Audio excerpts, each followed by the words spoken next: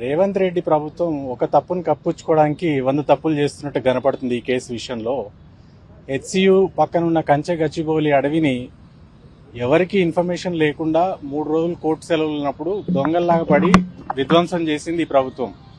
ఆ విషయాన్ని బయట ప్రపంచానికి తెలియజెప్పినందుకు ఇవాళ నా మీద, క్రిషాంక్ మీద, ఇంకొంతమంది మీద అక్రమ కేసులు పెట్టి వేధించడానికి మాత్రం ఇవాళ విచారణ కోసం పిలిచి వేధించడానికి ప్రయత్నిస్తున్నారు. ఒకటేం మేము చెప్పదలుచుకున్నామంటే, మేము నిజం వైపున ఉన్నాం కాబట్టి మేము ధైర్యంగా ఉన్నాం. వీళ్ళు ఒక కేసు కాదు 100 కేసులు పెట్టినా కానీ మేము వెనక్కి పోయేది లేదు, బెదిరేది లేదు.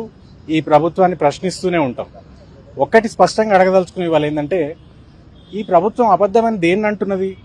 కంచెగచ్చిబౌలిలో అడవి ఉన్నది అబద్ధమని అంటున్నదా? కంచెగచ్చిబౌలి అడవిలో నెమళ్ళు, లేళ్లు, ఇతర జంతువులు ఉన్నది అబద్ధమని అంటున్నారా? దాని మీదకి 3 రోజులు సెలవులు ఉన్నప్పుడు బుల్డోజర్లు పంపిన విషయం అబద్ధమా? ఆ బుల్డోజర్లకు హెచ్సియు విద్యార్థులు అడ్డం నిలబడ్డ వాస్తవమా అబద్ధమా? వాళ్ళ మీద లాఠీచార్జ్ చేసి వాళ్ళని అరెస్ట్ చేసి ఆ అడవిని ధ్వంసం చేసిన మాట వాస్తవమా అబద్ధమా? ఇన్ని వాస్తవాలు కళ్ళ ముంగట ఉంటే ఇప్పటికి కూడా ఇంకా మాలాంటి వాళ్ళ మీద అక్రమ కేసులు పెట్టి మేమేదో ఇమేజ్లు పెట్టడం వల్ల ఈ ఉద్యమం చెలరేగిందని అనడం అన్నిటికన్నా పెద్ద అబద్ధం.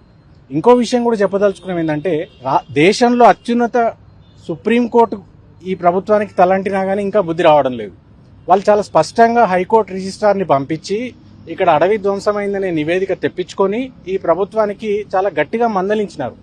అయినా కూడా ఇంకా ఈ పిచ్చి కేసులు పెట్టి ఏదో ప్రజల దృష్టి మరల్చాలని ట్రై చేస్తున్నది ఈ రేవంత్ రెడ్డి ప్రభుత్వం. మేము ఒకటే చెప్పదలుచుకున్నాం, సుప్రీంకోర్టులో న్యాయం గెలుస్తుందన్న నమ్మకం మాకుంది. ఇక్కడ లోకల్ కోర్టులో మా మీద పెట్టిన కేసుల మీద మేము తప్పనిసరిగా న్యాయ వ్యవస్థను ఆశ్రయిస్తాం. అక్కడ మాకు రిలీఫ్ వస్తుందన్న నమ్మకం ఉంది.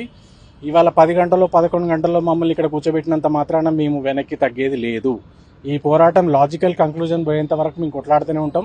మా మీద మిస్ఇన్ఫర్మేషన్ చేసిరని ఏదైతే అంటున్నారో ఈ కాంగ్రెస్ ప్రభుత్వం 2023 ఎన్నికల్లో ఇచ్చిన 420 హామీలతో ఏదైతే వాళ్ళు వచ్చినారో అధికారంలోకి, ఈ రాష్ట్రంలో జరిగిన అతిపెద్ద మిస్ఇన్ఫర్మేషన్ క్యాంపెయిన్ కాంగ్రెస్ పార్టీ ఇచ్చిన 420 ఫేక్ ప్రామిసెస్ క్యాంపెయిన్. దాని మీద మా పోరాటం కొనసాగుతుంది. Thank you. జై తెలంగాణ.